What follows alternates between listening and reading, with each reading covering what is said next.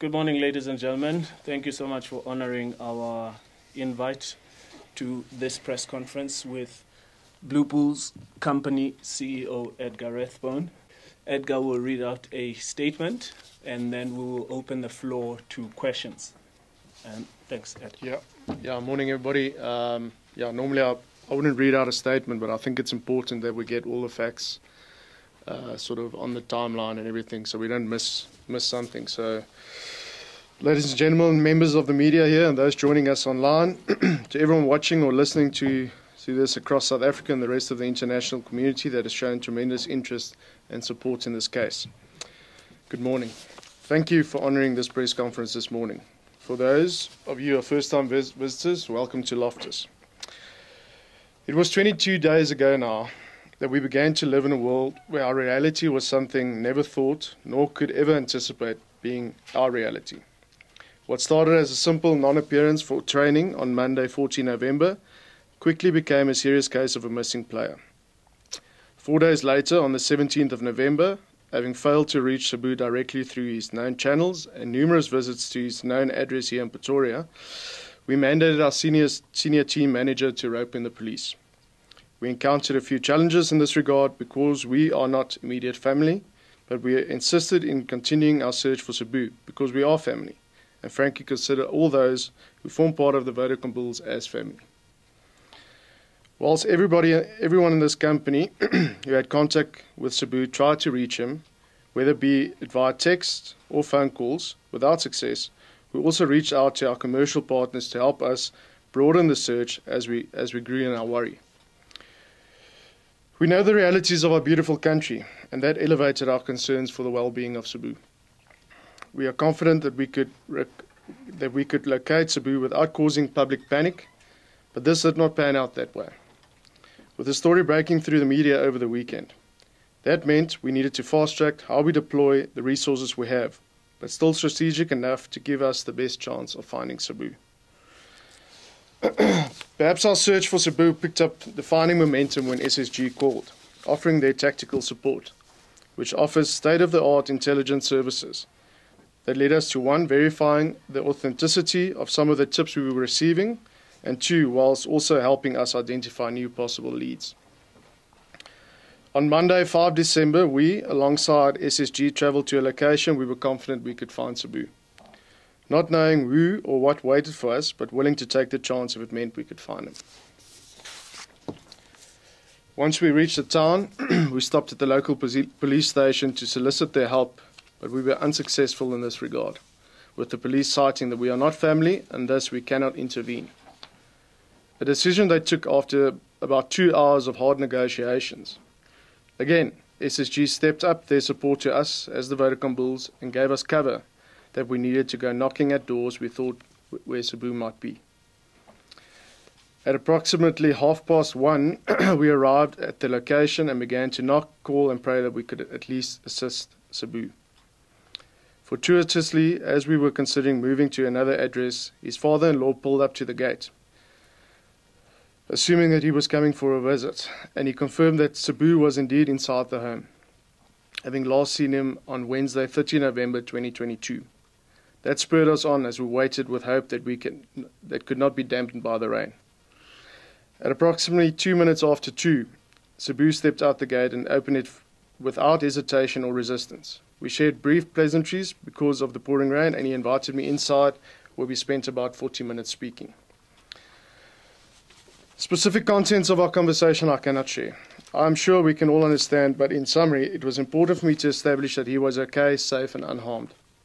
Pursuant to that, it was important to try and understand where he is at and what has led to his decision and how we as a company and rugby family can support him. We were thrilled to find Sbu and incredibly relieved to see that he was alive. Equally, we were saddened to see him in the state that he was in, a gentle soul who was somewhat seen in a light dim owing to his current well-being. I'm however confident that we are in a good position to provide Sbu with the support he needs, and that we should acknowledge his incredible courage to even say to us that he is not okay. Because he does not owe us that, and yet he did. A valuable lesson for me and those around Sbu, and one day this story will This story will champion and empower other men to have the courage and come out and say that I'm not okay. We would like to thank South Africans who joined us in prayer and those who asked how they could help. Thank you for those who used the media stables to help us spread the message. Now that Sbu is found and is going to be getting support that he needs, we ask that we as the community around him please offer him the space and privacy he needs to work on rebuilding his confidence and return to the Sbu we all know and love. Let us be kind and desist from making untoward remarks to what may only be harmful towards him and others in a similar position that have not found the courage to seek help. Finally, to all of you who are watching this, or who will have the opportunity to hear this, please be encouraged that it is okay not to feel okay. Seeking out help does not make you weak or less valuable. It is my belief that it makes you stronger, and it shows that you are brave enough to seek support, so please seek support. We as the Vodacom Bulls will now be exploring, alongside our supportive partners, support mechanisms that we can introduce in our rugby community, and this is hopefully the start of something great for South African rugby, because we are lucky today, but tomorrow intervention might be too late, and it's not something we want to be seen to become a reality. Thank you. All right, thank you, Ed. We will start with questions on the floor for about 10 to 15 minutes, depending on the appetite, and then we will come to everybody that is online, offer you the same courtesy, 10 to about 15 minutes. Perhaps by a show of hand, we could see who will take the first round. Brendan, you'll go first. Front row. Edgar, just first of all, where is Sbu now? Is he still with his parents? Correct. And what is the timeline going forward? Is there, have you, I know it's a difficult thing to, but in terms of the support, when do you expect him to be back at Loftus? Look, Brendan, I think at this time it's difficult to put a timeline on it. You know, I think we need to give him his space to get back to full health. We are arranging support and for the time that he's ready to get that support. And we are there to give him his space. And as I said to him yesterday as well, our goal is to get him back on a rugby field and feeling like a champion again. And even if that means it's not at the Vodacom Bulls and he needs to have a new start, then that's fine. But it's our job to get him ready. Just on, in your statement, you mentioned as well that you are hoping to find him alive. Obviously, the tip-offs you got has gotten information you got. I don't know if you can speak a bit about that. What made you feel that it might be a different course? I mean, was there something that came through in that information you received? Brendan, I think it's not. The tip-offs actually made us feel a bit more sort of confident that we would find him alive. I think the realities of living in South Africa, of what we've seen in the past with other rugby players, obviously you have that concern, and that was again why it was an unbelievable relief to see him yesterday alive and well. Cool. We'll go to the back and then we'll come to you. From Meyer from Pretoria, I think. Yes. You spoke about support mechanisms that you want to introduce in the rugby community. Is there a concern that maybe the players are maybe playing too much rugby and that there's not enough focus on their mental well-being? Yeah, look, I mean, there is fantastic support structures in place through my players and even us here with our own team psychologists and that. But I think this is just a wake-up call for everybody in sports again. I mean, in a space of I think about 12 months, we've now seen Michael Hooper withdrawing. We've seen Ben Stokes withdrawing. So I think it's a reality of professional sport. These are not machines; they're human beings, and there's a tremendous pressure from a day-to-day basis on them to perform. So I think it's just a wake-up call for all sports. Follow-up question? You good? Cool. Ramasha. Just to put on the record, there are no discussions by the Blue Bulls at the moment to terminate his contract, but instead you are going to give him all the necessary support to get back on the field and play for the Bulls. Correct. There's been a lot of questions. Sorry, you explained the timelines. There's been a lot of questions directed, at the Bulls in terms of how situation was handled and the time it took Yeah. to come forward with this missing information. Are you comfortable with the way you handled it? Could it have been better handled? Yeah, I mean, I think obviously we're not trained for scenarios like this, and yes, I'm sure we made mistakes along the way, but I think what we need to keep in mind through all of this is there's a player's reputation that needed to be managed as well, and then obviously his safety is also a concern. So I mean, it's finding the balance between those two elements. I mean, I think the steps that we took in terms of visiting all these known residences, contacting family members, I mean, myself phoning him basically every day on all the known numbers that we've got, in the end led us to the police, unfortunately, where, yeah, I mean, help wasn't really forthcoming. And then, like I said, luckily for us, our partners SSG stepped in and really gave this thing momentum, and the media, I mean, you guys as well, and that 48 hours later we were able to find them. So I was just going to say on a follow-up on Sbu's question, and also just to place it on the record, because as you know, there have been stories about Sbu in the past, disciplinary problems, why he left the Sharks, things like that. There was nothing in terms of that led to the situation. No. Percy? Sorry, Mr. Zulu, I want to ask a similar question. And can I ask you this question though? You mentioned the fact that you guys are now going to give him support now. Why only now for a big unit? Sorry, I need to be fair towards you, Sure. CEO, and as the Bulls rugby union. But as rugby, why only now? Why did it need this situation for a rugby union, a prominent big rugby union like the Bulls, to now suddenly decide we need to give a player support? Don't you guys in general give players support, mental support? So that's the points I made earlier, Percy. I mean, through my players, there's a massive support structure, and they actually do mental health screening on players on a regular basis. I think we're one of the few unions that actually employ a full-time psychologist. I mean, again, I'm not saying we haven't done enough. I think it's just sort of looking at yourself again and saying, what more could you have done? And how can we ramp that up? So there is support structures in place, but maybe we could even make that better.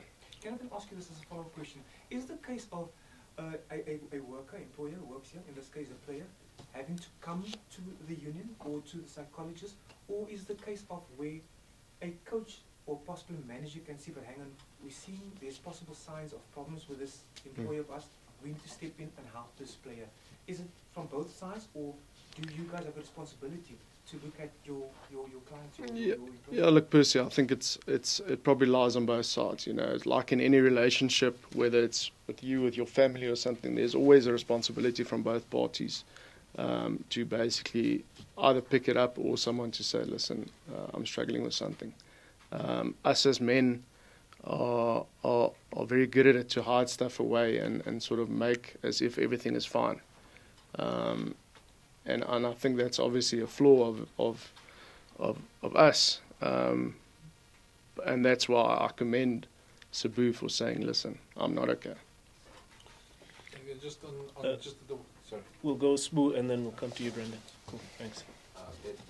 What are the thoughts of the director of rugby, Jake White? You know, he's got an elite Springbok Yeah.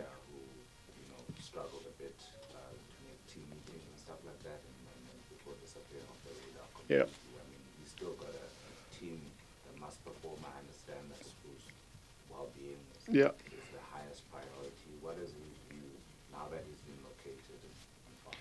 Look, I mean, again, I think at this stage, our concern is not for Sbu, the rugby player, it's for Sbu, the person. Jake obviously has a job to do and prepare a team this weekend. To say that he's missed team meetings in the plural is exaggerating. He missed one meeting and was disciplined for that. But obviously, Jake's known Sbu for a long time as well.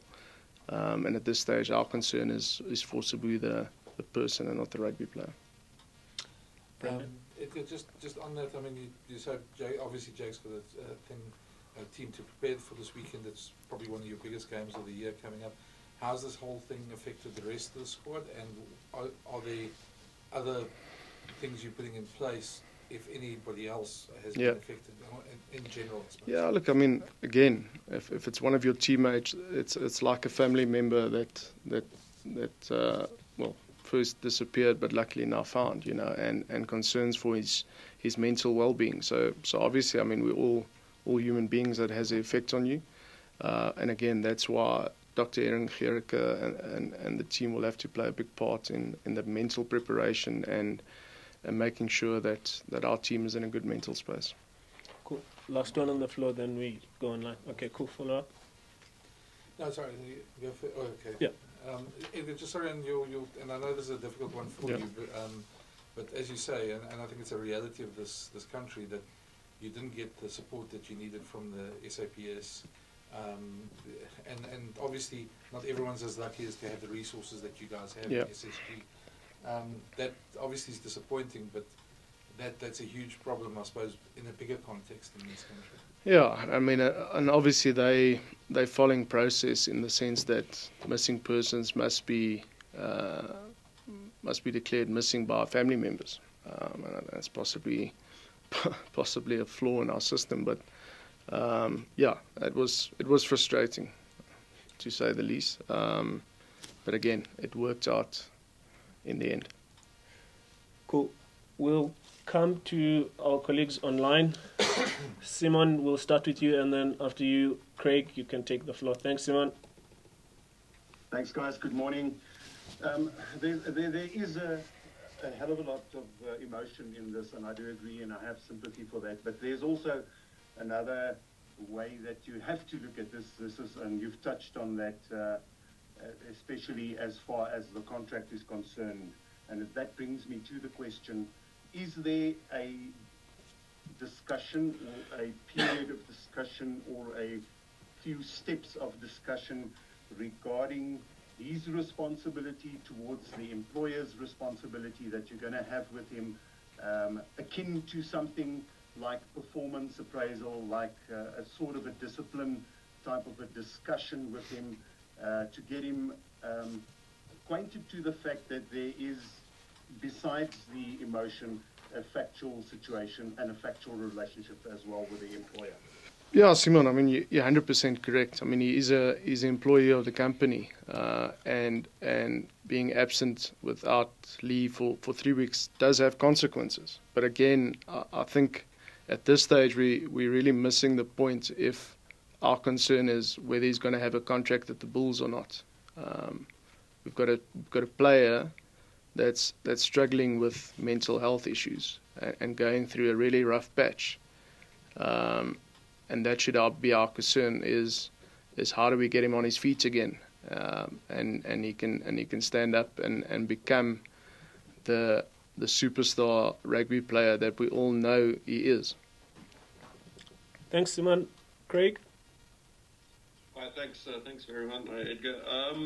I guess touching on what's been asked already a little bit, but I mean, the fact that he was with his father, there were no sort of questions as to why someone from the family did not at least let you know, that he was safe. So there's that. And secondly, I think in terms of mental health, I suppose it's a bit like any other type of issue. The person's got to want to change, got to want to seek help. Have you got that sense that Sbu does want to seek help at this point? Yeah, Craig. I mean, first, just on your first point, I mean, Sbu does have a complicated family environment, which I really don't want to comment on any further. I think that's his privilege. But yeah, you're 100% correct. I mean, any mental health issue or any problem that you have, you want to be helped. I got the sense that Sbu really wants to get back on his feet and be helped. At this stage, his dad is assisting him, and that's his safe space at this stage, to be with his dad and just be a son to a father for a bit, and not be Sbu Nkosi, the rugby player. and I think that's playing a healing element in his life. So we must respect that. But obviously, going forward, professional help will be needed as well. Thanks. Could I ask a follow-up? Yes, Sure. you can, Craig. Sorry, are there any other concerns for you in the background besides mental health, that substance abuse or anything else? Have you had any indication of that? Look, Craig, I think to go and speculate about that will be quite. I wouldn't like to do that. I mean, I looked a man in the eyes yesterday that I could see was hurting, and that's my reality. Thanks. Thanks, Craig. Ashfaq? Thanks, Lunga. Edgar, just in terms of, Sbu arriving at the Bulls, he had a press conference last year. We spoke so positively about joining the Bulls and working with Jake again. But of course, he had injury issues at the Sharks as well. And coming to the Bulls, it also took him a while to get back onto the pitch. And he played the one game, made the Springbok squad, and was injured again against the Sharks. So has that also been sort of looked into in terms of his fitness and injury situation, which may have contributed to his mental challenges now? Yeah, Ashfaq, I mean, as any sportsman, you go through highs and lows. I mean, Sbu made it very clear yesterday again that he was unbelievably excited to join the Vodacom Bulls, as this was his fresh start. As you say, I mean, he was injured when he got here, and we got him back onto the pitch, and he actually played very good rugby. The last injury was a rib injury, which I don't think you can condition a player for. And there must have been disappointment from his side to not be on that flight that night to go and join the Springboks because of this injury. That all plays a part. Again, we are not robots, we're not machines. We're human beings with emotions, and that goes up and down. Follow up, Ashfaq? I'm okay, thanks, Lunga. Cool, thanks, Ashfaq. Ken?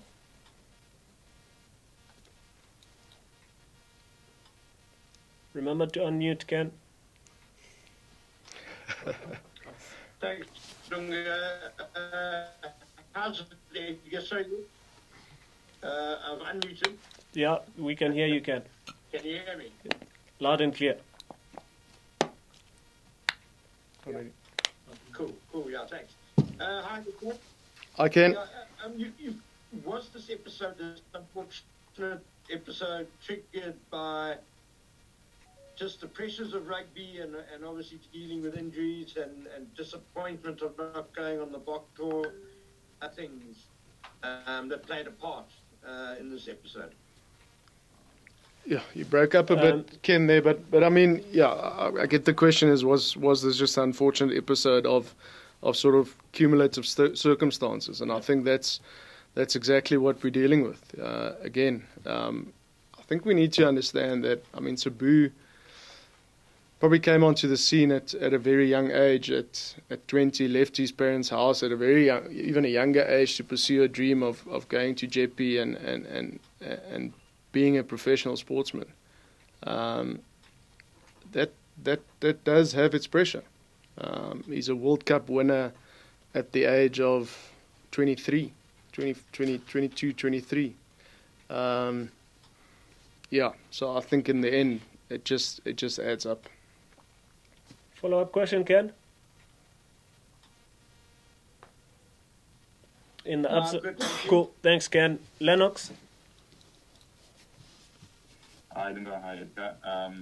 Just a quick question on my side. I think, like you mentioned earlier, that you do have a resident psychologist within the Bulls, but I'm just wondering in terms of what can the rugby community do to ensure that we get rid of the stigma associated with sticking out, so we can sort of catch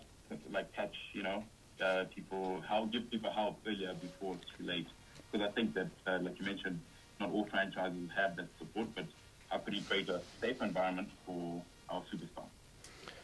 Yeah, thanks, Lennox. I mean, as I mentioned earlier, you've got the my players element of that to it as well. I mean, I had a long conversation with Eugene Henning, their CEO, last night, around exactly that. How do we ramp up what we're doing currently? Like I said, they do screenings with players. There is helplines for players. There's all sorts of things in place. But it's probably just re-looking all of that again